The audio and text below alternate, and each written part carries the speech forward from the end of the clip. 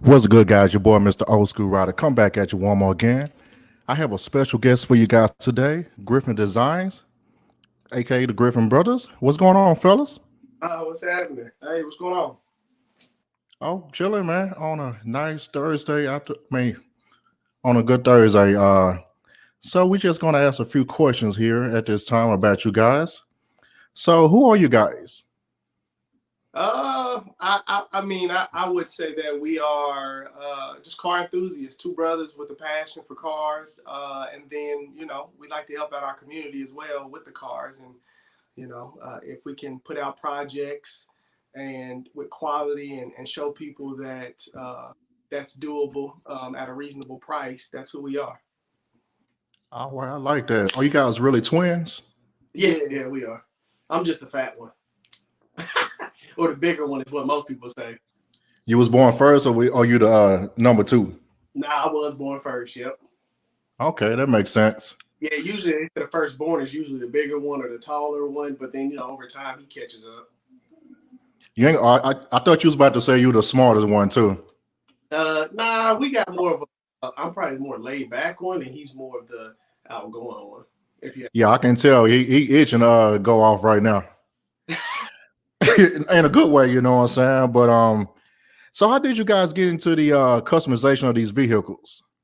well, technically, I mean, we started a long time ago, and so our let's just put it like this: the way we got into it was you can't afford a mechanic. I couldn't afford somebody to paint the car. I can't afford somebody to do the interior. So, our very first cars, a lot of people don't know, were tuners.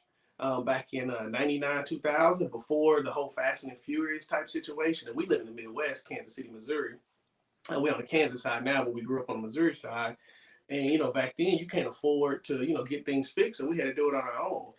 Wasn't no YouTube and stuff like that. We had to use those old manuals you get from like AutoZone and O'Reilly's and stuff like that to try to fix your car. And so our motto was, if it's already broke, you can't break it no more. So you might as well try to fix it. And if you can get it fixed, you get it fixed. If you can't, you gotta save your money and go pay somebody.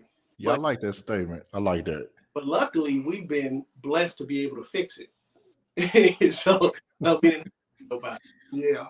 Now the Griffin Designs, that's the history behind us. We was like 14 when we started working on cars, right? And we've always had a passion for it throughout the years. We've had new cars, motorcycles. I mean, you name it, right? But then Griffin Designs came about only a couple of years ago, honestly. We built our own old schools. And then we came to a point where it was like, why continue to work on the same car? It's good the way it is. Do little things here and there to maybe change it up, but there's no point in reinventing the wheel. And then we thought, okay, maybe we should get some projects together and maybe sell them. But then a guy actually reached out to us and said, hey, man, I've seen your cars. They look good. Who did your work? And we could proudly say that we did the work. And then he asked, well, would you mind doing work for my car? And that's kind of what gave us the jump start. And a blessing behind that is that same car, it was a Cutlass. It just recently sold for over $55,000. So, and the interior still looks as great as it did when we did it a few years ago. So, The same car? yeah, Wow. we ain't gonna Y'all mention, did that, man. but trust me, it broke the internet. Some people know we did it, some people don't, because we don't really care for the fame. Technically, we like to do it for the passion. But I mean, our stamp is on there, our signature's on there. But we just not a person that's just gonna throw it out there like that to just say we did it. You kind of got to know that we did it. You guys were very subtle. I like that. It's not like all over the place. Like other people do great work, but their brand and logo be all over the place on a car. Be a big old logo in the back of the trunk or whatever the case may be. But with you guys are very subtle. That's what I kind of like about you guys. You're not very loud about it. Let your work speak for yourself. Oh yeah, for sure. Yeah, I mean, and you got to understand too with interior, and the things we do, we try to make it to where we try to guide the customer. That's why our company is called Griffin Designs. We're a legitimate company, and we try to design your interior for you. We want to give you everything that you want, but we also want to make sure that a year from now, 2 years from now, you're not like, oh, this is played out. I need to get my interior redone. That's just a waste of money. Now, if you got it, do whatever you want to do. I get that. But for us, we want to make it as classic and as timeless as possible. so that way you can ride it out as long as you need to. Facts. All right. I noticed you guys. Looks like you guys do everything together, car shows and things like that. Almost similar vehicles.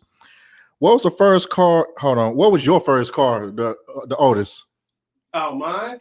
Technically, my first car was a 1990 Cutlass, but I bought that just to ride it out the summer. All my friends they older than us, most of our friends, and so we just rode it out for a summer mobile. I flipped that after 3 months, but then the next car was an '89 Honda Civic hatchback.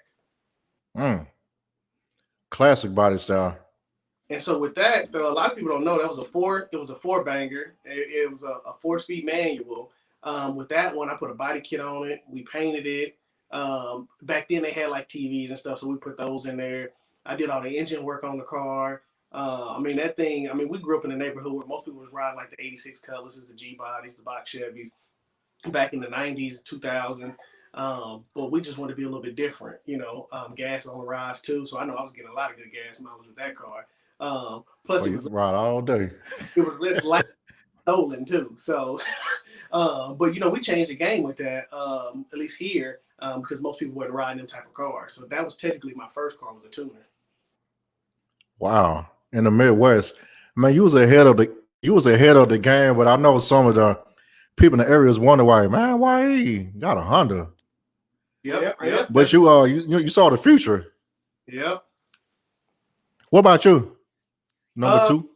My first car, I guess my first car, this is messed up, but every kid goes through this, I guess. I bought my teacher's like Toyota Corolla, and I wrecked that thing 2 weeks later in the parking lot.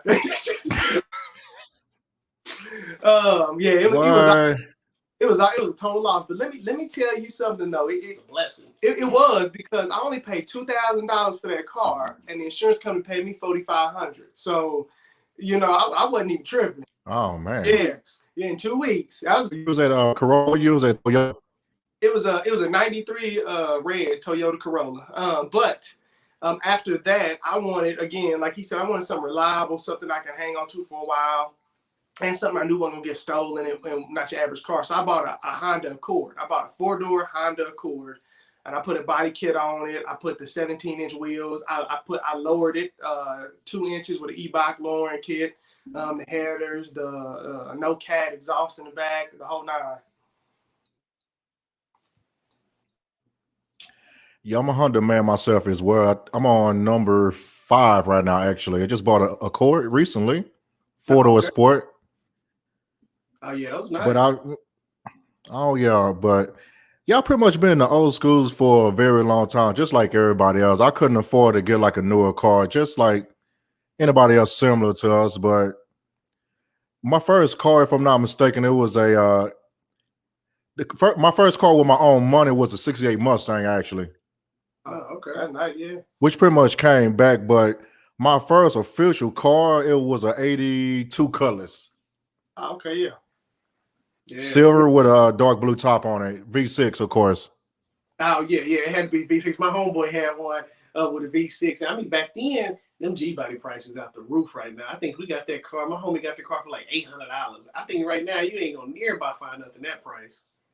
Man, it'll be straight trash, man. Or if you get very lucky. Yeah, oh yeah. You finding rust buckets for $4,000 nowadays. So yeah, you're not lying about that. Back in the '90s, man, you can get a good Cutlass for like $800. I don't want to sound like an older person, basically. I'm gonna say it like that. From a nursing home, or they can't drive no more. Like, hey, my mom or my granny or somebody got this car, she can't drive no more. Hey, just how much you want to give for it? 800 was on the high end, but most likely you can probably get one of those Cutlass back then for like maybe $300 or $400. Oh yeah, running strong. Yeah. I'm in Texas. They were just falling out the trees back in the day. Of course, even with the other bodies, they don't care about those cars back in the day. They were just like, oh, that's grandma's car. Nobody don't want that. Come to find out later on, you can actually do some of the parts from the other G body mechanical wise to make it go. And eventually, with those Malibus end up popping. especially if it's a coupe. Yep. Oh yeah, for sure. Hey, I hope All right. you said you're in Texas, so I hope all going well out there. You got electricity? Yeah, they mad. I was trying to. How y'all doing up there anyway?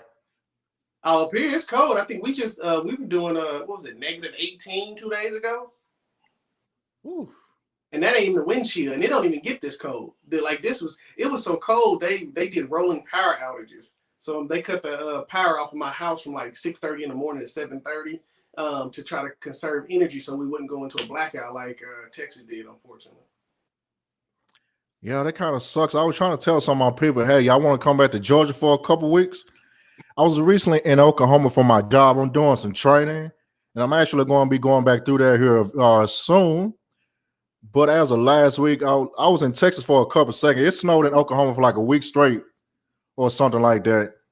Then it kind of let up just a little bit. I'm like, you know what? Let me go ahead and get up out of here. Some people say, you want to stay over for another night? Like, no, I need to get back to Georgia. I couldn't go through the other way to go through Memphis. It was kind of bad, that area too. So I went ahead and went down to Texas, shot down there for a couple of days, and I saw a couple snow flurries. I'm like, nah, this ain't going to be good. I was telling a few of my people, hey, y'all want to roll back to Georgia? I know we straight up there. A couple of days later, it got hit, bam. Now everybody big mad right now, like, man, cuz I should have went with you. Like, too late now. I can't come get you. Yeah. It's too bad out there in them streets. Yeah, it's crazy. I mean, I guess we close to the coast or whatever. I guess, man, we get bad weather, but it don't easy long up here. This is what I kind of like about that, but they lacking on old school cars up here to me to a certain extent. When I come back, y'all way back to the house, man. I like saying what I'm saying with this old stuff, man. Oh, yeah. It's just beautiful sometimes, you know. Oh yeah, for sure. So you say you guys on the Missouri side? I'm sorry, my bad. You can speak. I'm sorry. No, yeah. I'm about to say we grew up on the Missouri side, but now we live on the Kansas side. And I'm about to say for people that don't know, Kansas City is a city that's on border states. So Kansas and Missouri, it's technically one city. So I mean, going to the Missouri side and Kansas side is like a 5-minute drive. You just cross the river or wherever part of it you own. What's the difference between both sides in the same city? I mean, it's really just a state, but the Kansas City, Missouri is a bigger population on the Missouri side. Kansas is going to be the smaller. But it's just different pockets and things like that. Like they say, the home value is higher in Kansas than Missouri.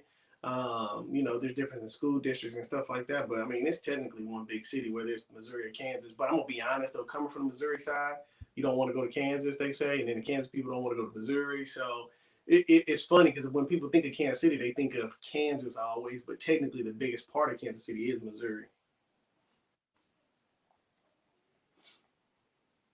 Oh, I think you went mute there.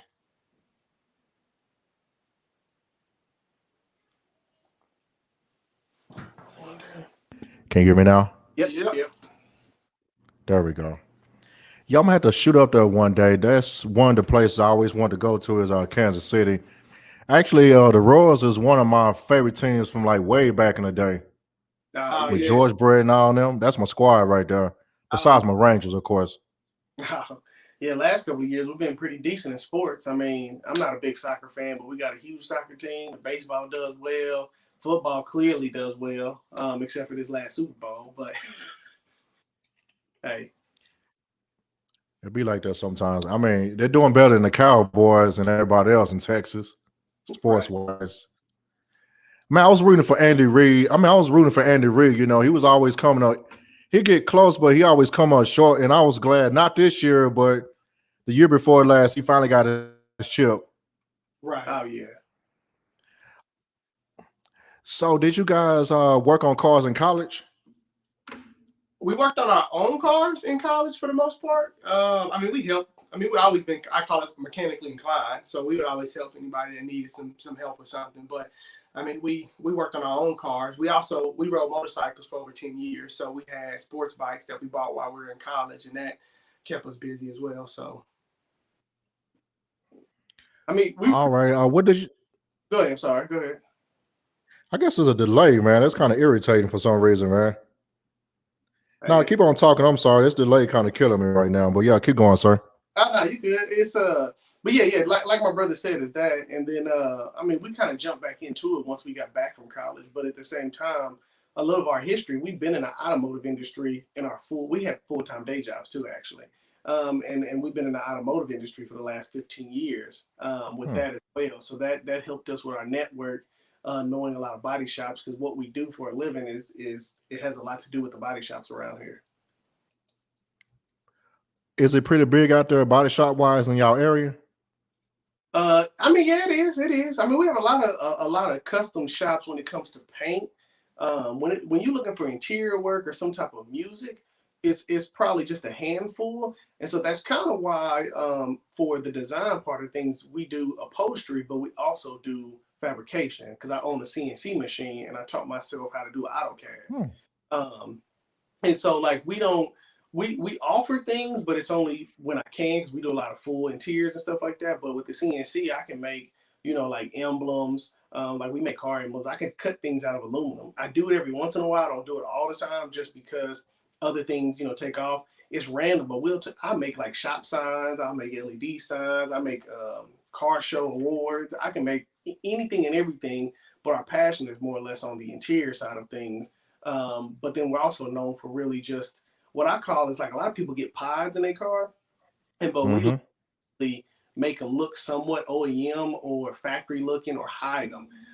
Our design technique is not really big on just showing you 12 speakers. So it's like the Monte Carlo we finished up a couple of weeks ago. It was a white Monte Carlo with burgundy interior. If you look on our YouTube, it's actually a video of it. And with that one, I don't know if anybody would count, but it's 26 speakers we got in that car. But you can't see 26. Whoa. 26? It's 26 speakers in that car. But you can't even see 26. Boy, man. Yeah, I'm gonna have to go relook at that. I'm gonna have to relook at that white MC then. Is that the one? Is that the area coupe? Yeah. Man, I love that body style, man, after MCs. Oh yeah, for sure. I always like that back window. So what's going on with Blue Magic? Oh yeah, we coming to the finish line on that one. Yeah, we coming to the finish line on that one. Right now seats are done. I'm about to get ready and do the dash, which is one of the most difficult dashes to do. But I mean, it's doable for sure, but you got to take your time and do it, because it's one big piece. It's not like a dash cap or anything like that. And so if you're gonna do it, a lot of people cut corners, but if I'm gonna do it, I'm gonna make sure it's right. That's the thing about when we work on cars, we work on them like it's our own. So if it ain't right, it ain't right. It's just that simple. So. But we just got a few loose ends to tie up. But then honestly, we're going to be waiting on the owner. The owner has a few things he needs to do that he wants to do to the car until we can actually install it. So unfortunately, we'll probably be done here soon, but we won't be able to install anything until the car's ready for us to do that part. So. How long y'all been working on that particular car? Like a month. It don't take us long, technically. I mean, even though we do it part-time, we kind of know what we do, and we do our research ahead of time. So a lot of times when we get a car in, a month before that, we have a conversation or like a consultant type, deal with the actual owner. Like, and I'll come to this, but after this interview, we actually have a meeting with the person that we're going to be doing their car after this one on April 3rd. I think is the car going to get dropped off. But we only been working on like a month. It usually don't take. I mean, if we were full time, we could probably knock a whole car out in 3 weeks or 4 weeks, just because we just know what we're doing at this point. But with being part time, to be honest, we don't have due dates, and the reason why we don't have due dates is because we want to provide quality. But you better believe that I believe sometimes we get a car delivered before a full time shop could, and we're still doing it part time. Man, the way y'all putting in work like that, man, it's like y'all full time, but y'all doing this part time. Yeah, a lot of people. Man, you'll kill the game for real.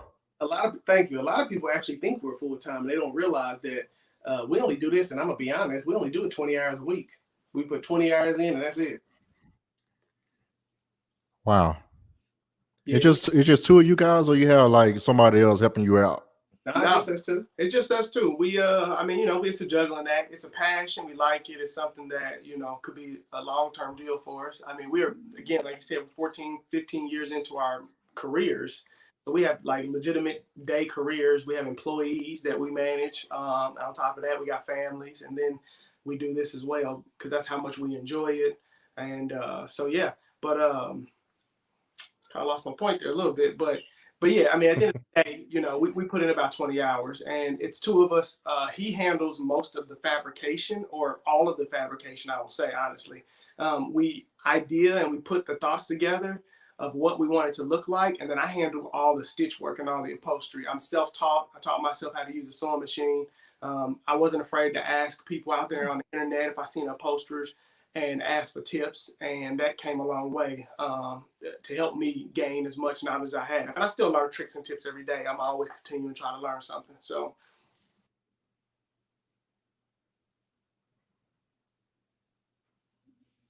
Wow. Yeah, it's not many of us that do interiors. You got a few people out there that does it, but whenever we do it, man, it comes out great, man. We have attention to detail. We ain't trying to look bad, oh yeah, for and sure. things like that. So, what personal vehicles are y'all working on right now when y'all actually have time? Well, Dwight, actually, go ahead and tell them about the Cutlass. You redid part of the interior on that. Yeah, so my own personal car, I have a 1970 Oldsmobile Cutlass. And so that was the first interior I ever did was on my own car. It was more of a test to see if I could actually do it and, you know, things of that nature. Well, I honestly never changed it since then. So I went ahead and had like a 2-week gap, and I redid all the door panels and the quarter panel vert covers and all that. The seats I had did last year when I had some sparing time. So I think at this point I'm happy with the way the interior turned out. I might change up the center console a little bit this year, and then I changed up my wheels. So just little touches to change it up for the year.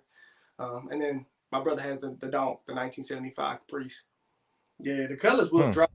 The wheels still he ain't even mount the wheels yet. So you'll see a post come up about that and a YouTube video. We'll probably redo a video showing it with all the updates that he did because he's done them, I would say, secretly.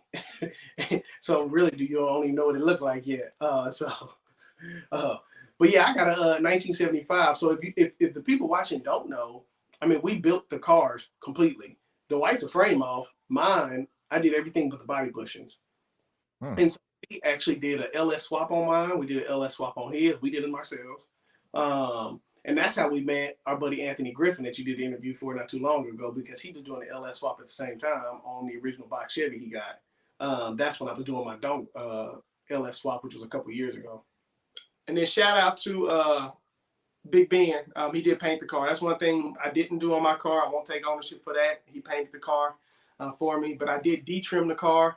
I'm very particular about the car. I took it over there as a shell, and then he painted it for me. I didn't have to paint it, but it got caught in a hailstorm, unfortunately, a couple of years ago. Man. And so then he painted it for me. And but everything else we've done to these cars ourselves. So yeah. So we're gonna do some updated videos though, because I got some updates coming into work, especially with the consoles and speaker pods and things like that. And then never really did up under the chassis, but like a video of it. But my whole interior was redone. The undercarriage of it is all red technically. And my car sits up pretty high in the front on 26s. And then I got to squat it. Yeah, I got to squat in the back heavily. So it when I'm come riding, you see the red suspension up under it as I drive. But it's videos out there on YouTube and stuff like that, because we travel with those cars. That's how we pretty much got the following and the people that know us, is because we would hit 2 or 3 out of town car shows every year, and then we would hit about 10 of them this year. I mean, 10 a year in a certain range. So let's say like within a 3-4 mile range, we might hit 10 shows, and then we'll go to shows that are probably about 10 to 15 hours out from us 3 or 4 times a year. Wow. So we come to Texas. Let's see. I know we got a couple car shows coming up in Texas. I'm sure you guys going to be there. It's not too far away. Oh, coming up here pretty soon. Well, shout out to Anthony, Mr. Griffin 23. We do appreciate you coming on the show as well. How did you guys get together? I know you was doing the LS swap, but how did y'all guys come together with the vehicles and stuff like that? It was more of a well, his last name is Griffin, and so is ours. And so that was different because he's biracial, and I don't know. I know it's black and some type of Asian, I believe, and then we're black and white. And so I know the Griffin came from his black side, the Griffin from us came from the white side. So they kind of it was some slim similarities there. So we got to just talking with each other because he did the LS swap and then I'm doing the LS swap and just trading, things and tips and tricks and things like that. And one time he's like, man, I got to get out down this way and go to a car show. And I was like, well, hell, you want to meet us in Texas? And he was like, all right, I'll meet you in Texas. So him and his lady jumped in the 250 and pulled the box all the way down to Texas. And then we brought both our cars down there. That's when he first finished the LS swap. And we took them both down to Dallas for a Whip Fest. Shout out to those guys that I've been hanging out with them day one. I've been going to that since I think the first one. But we met him down there and got to spend a weekend hanging out, chilling, talking car stuff. And then he, blessed us with being a part of his Chevelle build.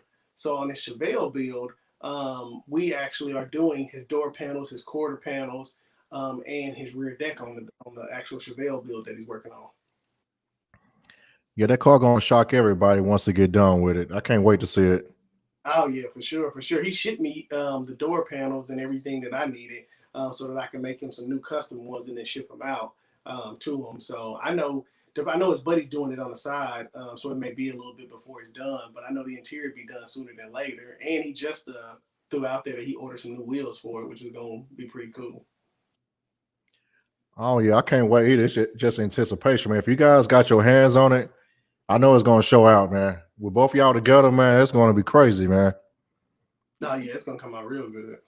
So, but I'm excited too. We got some more projects in the work. We meet with a customer after this, and it's possibly gonna be a '66 Chevy 2, which is also a Nova, technically. Woo. The box, the small. That's not the small one. That's gonna be the medium size Chevy 2, right? It's a 2-door, and it's not because it's only about 15 feet long, so it's pretty small to me. Because the Cutlass, it must be the very short one, then. Yeah, I think it's the actual short. It's the more boxier one than anything. Because it's before it became a Nova. I think the actual true name is a Chevy 2, but everybody else calls them Novas because eventually they became the Nova. Yeah, those cars used to be very cheap then back in the 90s. You can get those cars a little bit cheaper than the Cutlass back in the day, back in Texas, but you can forget it now on those Chevy 2s, man. Oh yeah, it's a just like the Chevelles. You can kind of forget it right now. Mm-hmm. Any car, I feel like any old school right now, the price is high. I just don't understand, man. I mean, I guess we kind of running out of cars, kind of, but if you travel far enough, you can find you some cars. Oh yeah, you just got to make sure nobody not looking at the internet or whatnot. You might can win a little bit. Yeah, honestly, I mean, when you think about it, when we bought our cars, it took me 2 years to find my car. It took me 2 years to find it, but also in the same time, I mean, I was saving up as well. But I bought my car from a town with one zip code. I bought it from the original owner, and the lady was dispatch person. I think she was a teacher. She had like 3 jobs for this small town. That's how small it was, and I found it. It was 9 hours away. And then my brother found his car in a small place in Texas from the original owner. The guy owned a Chevy dealership, and this car was displayed on the Chevy dealership floor at one time or whatnot. So if you take your time and you look for them, you can find some good deals. But if you get on that internet, you better bring a bag because everybody wants an arm and a leg when you start getting on Instagram and all that. So.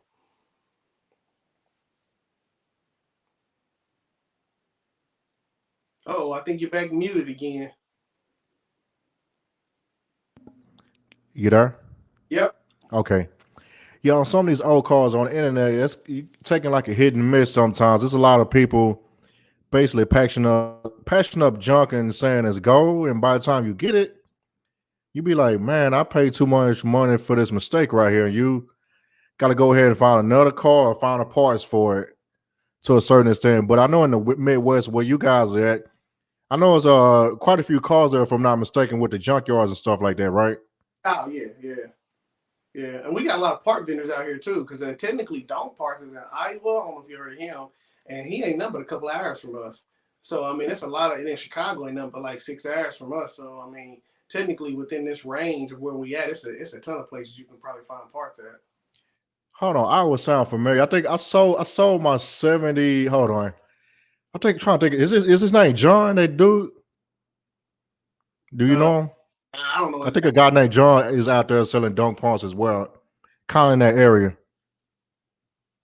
but yeah, it's enough out here for that. So yeah, you can find them. But Yeah, I remember somebody that bought my 75 two-door like a few years back. I had a 70, not 75. I'm sorry, I had two 74s. Somebody from that area bought one of my 74s. I guess he was gonna use it for something. I'm like, okay, do your thing. And I right. sold my other one to somebody else, but might be the same guy, but I'm about to check into that now. Oh yeah, for sure.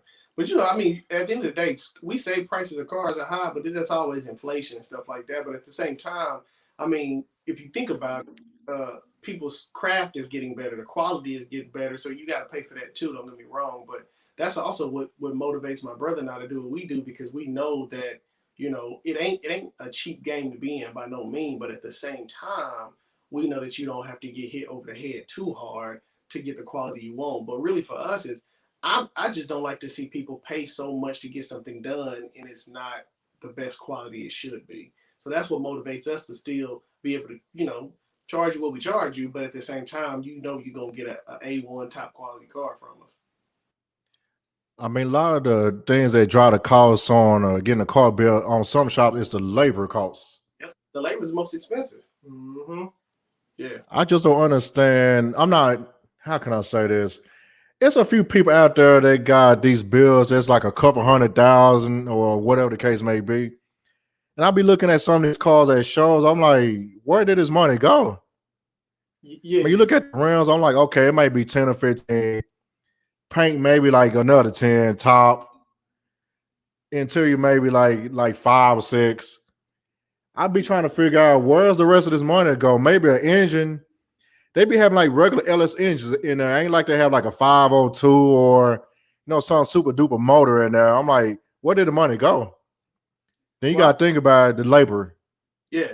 I mean, yeah, but labor is definitely there, but your prices are still going to be pretty expensive when you change out your suspension parts. If you're going with these upgraded, coilover systems and things of that nature, I mean, them ain't cheap by any means. I mean, you can spend thousands of dollars on suspension by itself. But you are right. When you start talking about those six-figure cars, you're really talking about, in my mind, what I would want is all quality parts, right? But then you're gonna get the labor charges, and shop labor charges can go from $50 an hour to $150 an hour. Just kind of depends on what industry they in and what market you're in. Yeah, I remember I used to work for a shop like a long time ago, and I thought like $65 was kind of high back in the the early 2010s. I'm like, God, like $65. But it was turning out custom work here and there, of course, for, the people in the area. And I'm looking at it now and I'm like, man, it's up there now, my man. Oh yeah, it's up there. Everything is up there. So it is what it is. So do you guys ever drive your cars to your day job or you just drive your regular stuff? Nah, we try the cars to the day job. I mean, right now we ain't going nowhere. I'm working from right here in this room, technically for my day job, but for the last year, we work for a very conservative company, so they ain't about to put nobody out there to get no risk. But yeah, we drive our cars. We drive them technically on Fridays because we work in the automotive industry as our day job, and the Hmm. people at our job, a lot of them have custom cars. So every Friday we would drive the custom cars to work and park on the top level of the parking garage, and it'd be a whole back row full of custom cars. Oh man. I'm talking about from low Wh- riders to hot rides to big wheel cars, you name it, they all coming. Oh, LS Chevy Rider 254 say what's up, guys. Oh, what's happening? That's one of the guys that surprised a lot of folks in our industry as well. He's coming up in the game right now. He's a professional photographer as well, and also he does his own LS swaps. Yeah, he's an up and coming. He's a rising star right now. I got to give it to him. Yeah, definitely on the LS swaps. I ain't even gonna lie. We have people that ask us to do the LS swap, and to me, I was like, I don't know. Like, I mean, LS swaps, they sell package kits for LS swaps, hypothetically, right? But that stuff don't Hmm.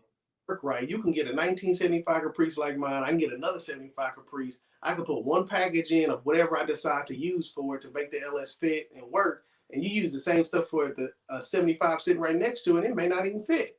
Because these cars wasn't made by machines. They was mostly made by, hands and stuff like that. So the measurements of the frames might be slightly off, or whatever the case may be. Something fit a little different. So I say shout out to anybody doing the LS swap, because, man, sometimes that can be a headache. I know for me, it definitely was, because they don't make a kit for a donk. I got C10 headers on my engine. I used a Corvette engine and pulley system.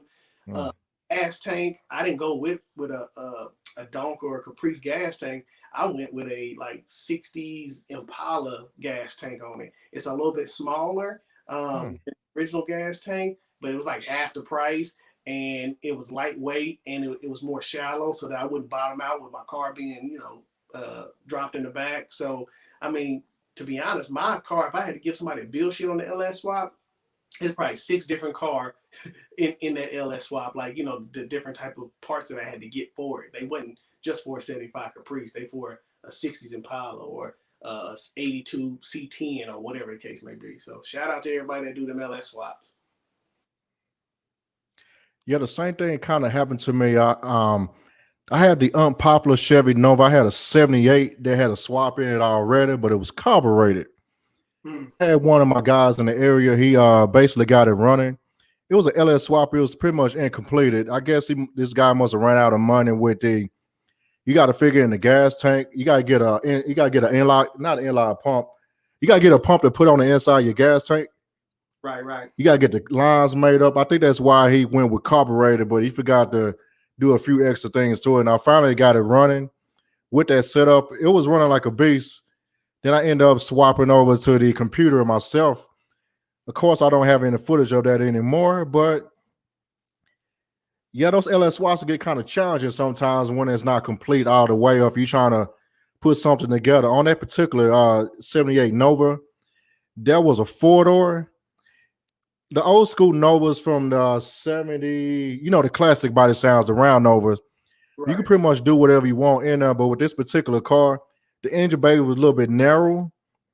Yes, I had a truck engine in. I had to use, how can I say this? I used some manifolds from my, I think it came off, hold on. Drive shaft came out of 82 colors with the V6 in it. I had to make that work. Also, I had to use the Corvette accessories for the front, but I can still use my truck water pump. I originally bought like a Holly kit, but like I was saying on the other podcast, it was kind of expensive. Someone just kind of hit me on, so I'm like, hey, go to this particular brand and go ahead and kind of make it work. Actually, it came out a whole lot cheaper, but that particular car, I had to get custom lines made for it, especially when it came to the power steering pump. That was the hardest part that I had to do. I had to kind of cut a couple holes on the side of my what you want to call it? What's between what the engine touch on the side by the battery area? Yeah, I had a couple the washer fluid area. I had to cut a couple of holes on the side so I can get my lines in there so I can go with the Corvette style power steering pump. That was the only thing that was actually going to work. We pretty much made, of course, had to go with the headers. It actually worked out, but it was a big headache, man. Also, the fuel lines was a big challenge as well. I had to do some MacGyver stuff on there to make it work, but I ended up buying like a second Nova. It was a coupe. I'm like, you know what?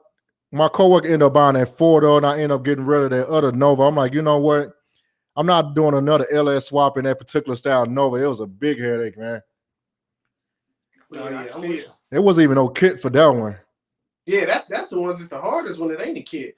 When you can get online and you can just pick, not to say it like this, a G body and search for all the parts they make for it, great. You go look for a 75 Caprice, they ain't making LS swap kits for it. So you got to figure out what can fit and what gonna work and what ain't gonna work. But I am going to be doing I'm not doing it myself, but somebody else going to be doing an LS swap on my Oldsmobile, and I'm trying to figure out what other car then I got 4 Oldsmobiles right now and a few other cars, of course, but I don't know. I'm going with a 6-liter or I'm going to go with a 5.7 LS on that Oldsmobile. But we're going to see here in a little while. But what is a car show season in y'all area right now? Besides the weather, is that coming up pretty soon where you at? Yeah, we usually kick the season off normally in February, where we have what they call World of Wheels, which is usually the biggest car show, I would say, in Kansas City, but it's not more of an urban. It's just a kind of an everything type car show. But they pushed it back to March because of COVID or whatnot. So it's for I March, forgot to but say you don't say that. yeah, it got pushed back to March. But the good thing about World of Wheels, which we like it, is an indoor show for a weekend long, like 3 days. But they have professional judges there, and they give you a scorecard. So for us in Kansas City, that kind of sets your year off to tell you here's where you lacking, or here's where you did good at when it comes to judging. Some people may agree with it, some people may not. And then from there, that's really when it kicks off and all the car shows start to happen. And then we teamed up with some of the local race tracks around here where they're gonna start, doing the car shows and stuff. And then we do have we have a couple big car clubs here, but one of them in particular, they hold a car show. The first year was last year in a neighboring city, like 30 minutes from here at the track, and they'll be doing that again this year. They brought Donk Master last year, so we're really trying to get it growing here a little bit bigger than what it was back in the day. And then St. Louis ain't number 3-4 hours from us, so shout out to Belt Boy. He throws a big show every year too out that way. So it's a good amount of car shows around here. Oh yeah, shout out to Vel Boy. Yeah, he put in that work as well. Yeah, I like that. I like you guys in the Midwest, man. Y'all put cars together, man. It's crazy. Besides the Southeast, man, the Midwest, besides music and all, but y'all put some cars out, man. Oh yeah, I appreciate it. But you know what? I'm gonna be honest, and this is my personal opinion. What helps us is we have a winter. If you in the South, you ain't got no winter. So we have downtime. You can't drive your car for 3 months out the year because it's snow on the ground or it's cold and rainy. So technically for us, that's upgrade season. That's what we call it. So, after Halloween, the car don't come out. You got November, December, January, maybe part of February, and you can do whatever you want to your car because ain't no car is going to be out. Unless it's like 50 degrees outside, you might pull it out. But for the most part, that's upgrade season. So I think for the Midwest, you get a lot of people that build things and can take their time with it because there's no pressure because it's snow on the ground. You kind of right about the weather part in the South. You got people should have put their car up a long time ago, but they still ride November, December. You see some people out with the bad weather and stuff. That's old school cars and snowy conditions. It's not a great idea to be driving like that. I did that myself back in the day. You gonna be sliding around. There's no technology on these old cars either. You get stuck, you stuck. Oh yeah. All right, we're getting close to the end right now, guys. What's the one car that got away? You know what? To be honest, for me, I actually got 2 cars that got away. But it is what it is. I'll buy another one eventually. But we did have a 73 Caprice before, but it's still in the family. Let's put it like that. Okay. It was a low rider type situation, but it was a very solid car. It got away, but luckily it's with a good home, so that's no problem there. But then the other one is that we always went back between new schools, old schools, motorcycles. I had a Cadillac XLR, so I don't know if you're familiar with that. Is that the station wagon? Now, the Cadillac XLR was the hardtop convertible Cadillac. Oh, also the Corvette Cadillac, right? Yeah, correct. So that one got away, and and we did that car pretty good. It had 3 pieces on it. You only could do so much with it because a lot of people don't know it didn't come with an LS. It came with a North Star in it. And so really, yeah, so that's what their downfall was, is because it came with that much. But it ran strong, and it had a fiberglass body on and everything. So that was my car, and I love that car. But I know with me having a kid and it was a 2-seater, there's no way I was going to ever drive the thing. So I got approached by a dealership to buy it off of me, and they paid me pretty much what I paid for, and I had the car for a couple of years. So, but if I could find another one, I would. It'd be a 2009 because that's when they actually had a supercharged, and a couple of years before that. But they have a supercharged version of it, which is the V series, and when that all started. But Cadillac was ahead of their time with that car, so that one got away too. Man, that was a car I like as well. You said it came with a North Star? Yeah, it was like a North Star in there. It was not an LS in there. Man, I got lied to, man. Well, and I mean, I don't know about they made the car. It was only 04 through 09. It was 04 through 09. So maybe the year he had his, maybe the V. I don't know. Did the V series was the V series? No, they never had the V series was the same engine. It just had a supercharger. Oh well, That's all. he would know. So I really don't Man, have. the way these that's crazy. Mm-hmm. Now I really don't have a car that got away from me yet. At least I'll say. Luckily enough, I guess. I mean, the car I have now is my dream car. I've wanted a convertible Cutlass since I can remember. But I know that as time goes on, I want another car, and I'm going to put something else together. And I think we are going to put something else together, a third vehicle. I don't know if it's going to be a G-body or a truck, but it's going to be something that's going to be different than what we have now. So. Wow. All right, we're getting close. Okay, wow. It's too many cars to name for me that got away, but the one car I actually had this car, but I had to get rid of it real quick. I'm in the domestics and foreigns, but the car that I had was a 68 Mercedes. I think it was what's it at? I think it was like a 280. It was a coupe. Okay.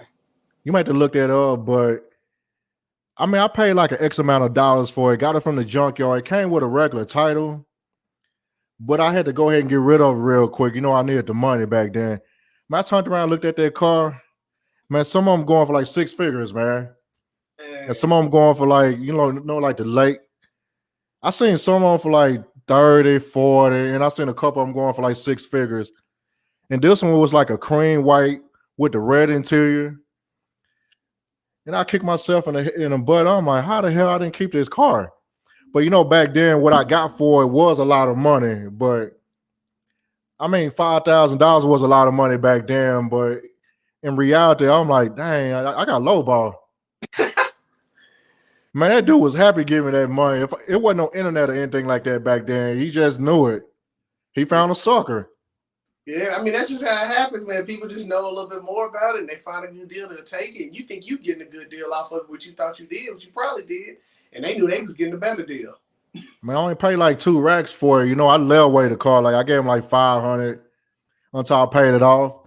Somebody came around later, man. I give you like 4 or 5 for it. I'm like, okay. Right. Here go the title. Hey, I'm with you on that. I seen that car not too long ago. He's not coming off of it, man. He knew he won. Oh yeah. I said, man, if you only knew how much his car worth. Oh yeah, you'll kick my butt right now. It's a bunch of them, but that was the one that pissed me off the most, man. That daggone Mercedes, man. All right, what's going on, Goldie, and swaps and stuff? But yeah, I know y'all late to the party, but these guys got a meeting right now. We're not going to be on here forever, but we got to go ahead and ride on out. We do appreciate the Griffin Brothers, aka Griffin Designs. I do appreciate you guys coming through, man. Oh yeah. I just want to kind of get you to know you guys, but I do appreciate you. Any final words? I was about to say, just check out the projects that we're doing on Instagram. That's where most of them is at Griffin Brothers, aka Griffin Designs, and then we got a YouTube channel now where we put progress of them. I got a couple builds in the work. I just won't let them out, but the smaller ones are the ones that we do right now. We'll put out weekly updates on some of them, but then I got some that'll just drop. Like I got even stuff for the kids right now.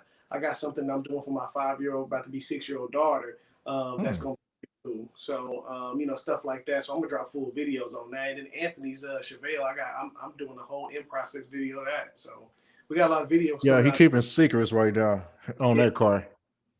So just check on the updates, and we're gonna put them out. So yes, sir. What about you? Hey, in the final words? Hey, we're a team. What he said, it goes, and just keep looking out for us. And if you see us, anybody see this video and y'all see us at car shows, come holler at us. One thing I will say, don't be afraid to ask questions by any means, because that's how we learn a lot in this game. So if you're working on a project and you got a question or how'd you do this, we're more than willing to share, because that's the only way anybody can learn, especially if you do it yourself or type of guy, or girl. All right, guys. We do appreciate you coming through. And all right, we're going to end this. And this is the show for Hey, Use Your Inside Voice with Mr. Old Skool Ryder, the Griffin Brothers. We're over and out. Y'all have a good one. Y'all be careful in this weather, whatever y'all at. All right, y'all. Peace out. Have a good night. Thank you. Yep. Thank you.